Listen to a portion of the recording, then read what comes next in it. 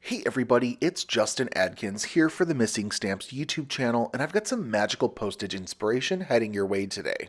For today's project, I'm going to be pulling in the Postage Seal and Shaker Collection die set, the Shield and Crest die set, the Magical World stamp set, and then also the Postmark stamp set as well.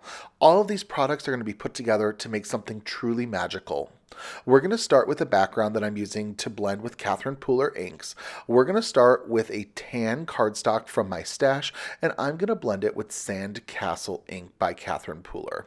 I want to give this paper sort of an aged magical letter sort of look to it, so I'm going in with a brown blending brush and bringing that Sand Castle color in towards the center of the card. Next, I'm going to use macchiato ink to blend the edges of the card, but I don't want to bring the macchiato ink as far in as I did the sandcastle color. I want this sort of to just live on the edges, darken up those edges, but still keep it lighter in the center of the card, giving almost a faux ombre effect. I'm going to smush macchiato ink onto my glass mat and spritz it with water, and then pick it up with a clean watercolor brush. I'm going to splatter this over my panel just to get a fun splattered effect. I think this really helps add to the vintage letter look that we are going for. I'm also going to take some of the Sandcastle ink and do the same technique of smushing, spritzing with water, and picking up with a watercolor brush to then just get some splatters of different coloring. And this just adds some extra detail to your project. Next, what I would like to do is use the Postmark stamp set and use the Sandcastle ink to begin stamping out some extra designs to our paper. I'm essentially creating my own handmade pattern paper that's going to have this really fun postage effect. So I'm going to use the lightly wavy postage marks, stamping it a couple times throughout the card. I don't want to overdo it yet because I plan on stamping a handful of shapes, and I don't want to overdo it with just this one.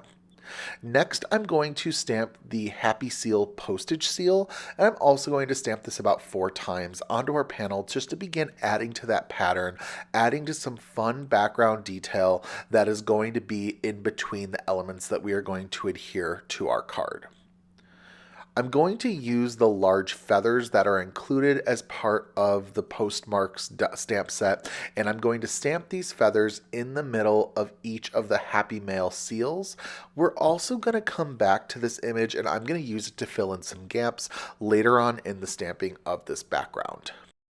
I'm going to use the wavier of the different postage marks to also stamp out some of these images in the same Sandcastle ink for a little bit of variance in pattern. I'm also letting it go off the panel as well. And then lastly, like I had mentioned, I am going to bring in some of those larger feathered stamps just to add to the background. Once I'm satisfied with the amount of feathers that I have, just sort of filling in any sort of the gaps that I need to fill in on our background, I'm pretty happy and consider this fairly completed. Here you get a good look at what our finished background looks like. I'm going to pull in some green, blue, yellow, and red cardstock and pull out the Postage Seal and Shaker Collection die set, and we are going to die cut a handful of seal shapes from these cardstock colors. From each of the colors, we are going to die cut 3 sets of postage seals. The red and the green are going to have 2 of the large and 1 of the small sets, and then the yellow and the blue are going to have 2 of the small and 1 of the large. I'm going to tack this down with some mint tape. You're going to end up with a total of 6 die cuts per color. I know you only see 4 right now, but there are going to end up being 6 in total, and we have them all organized in a stack and sort tray. I'm going to use a grip mat with some different inks so I can distress each of the postage seals. We're going to start with red, which I'm distressing with peppermint scrub on the edge using a mini blending brush. Then for the yellow, we are going to use amber ink. This is still Catherine Pooler. We're all Catherine Pooler inks today. And using a mini blending brush, I'm just going to sort of blend the edges of each of the shapes that we've die cut from that lighter yellow cardstock. Once I'm happy with the blend with the yellows, we're going to move on to our next color. So with the blues, I am going to distress Cove Blue as the coloration for each of the blue die cuts that we've prepared. I tried to pick colors that still sort of coordinated with the color, but also allowed us to be darker. I'm also just blending the edges of each of the die cuts. I'm not bringing it super far into the center because we're going to be doing a little bit of die cutting that's going to sort of need to show a lighter center. Lastly, for our ink blending, we are going to use Succulent ink. This is also still by Catherine Pooler, and I am going to distress the edges of our green cardstock using that Succulent ink. I didn't want my green cardstock to be too yellow. This one has almost a minty or pistachio feeling to it, and I just thought it really helped the colors that we were going for today's card.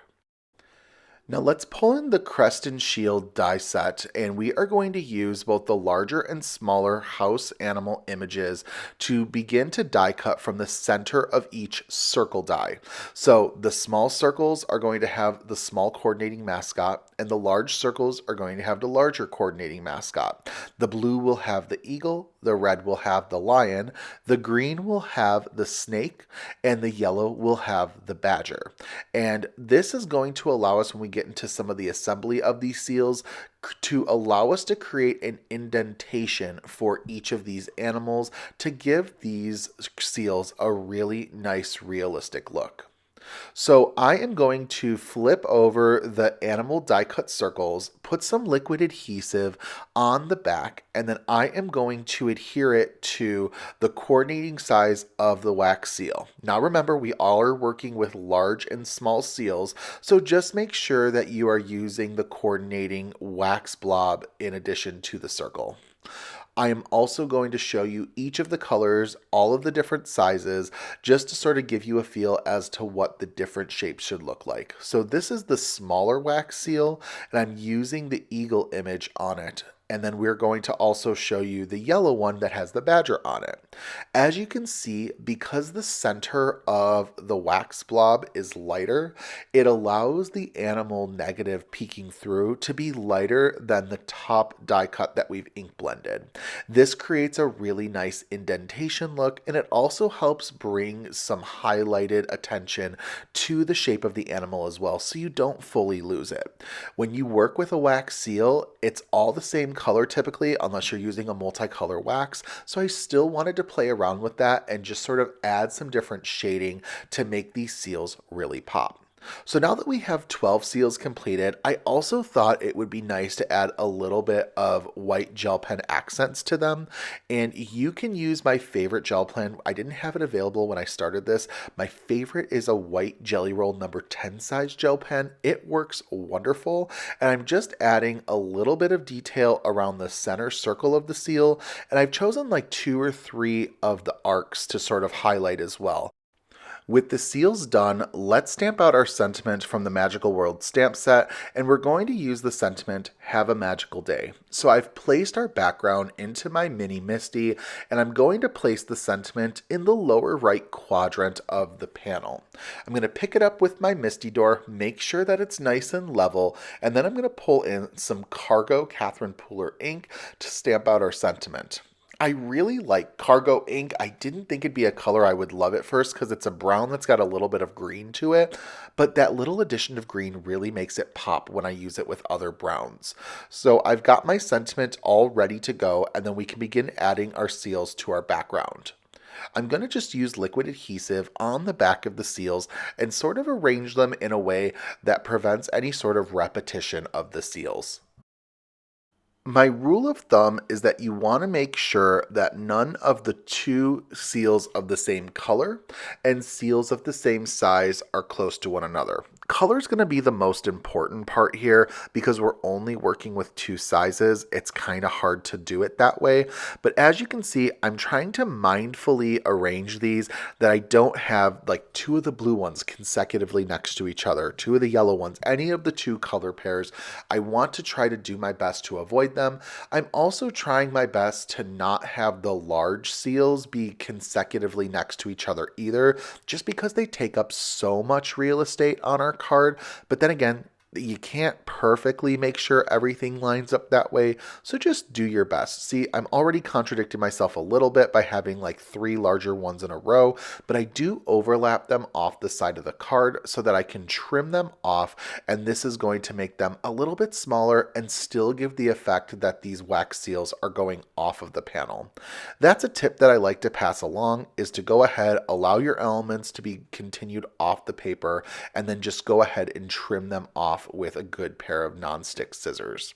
So as I'm trimming off all of my wax seal extras, I'm going to keep track of these little extra bits and bobs because I can actually still use them to decorate parts of the card where I might have had gaps that need to be filled in.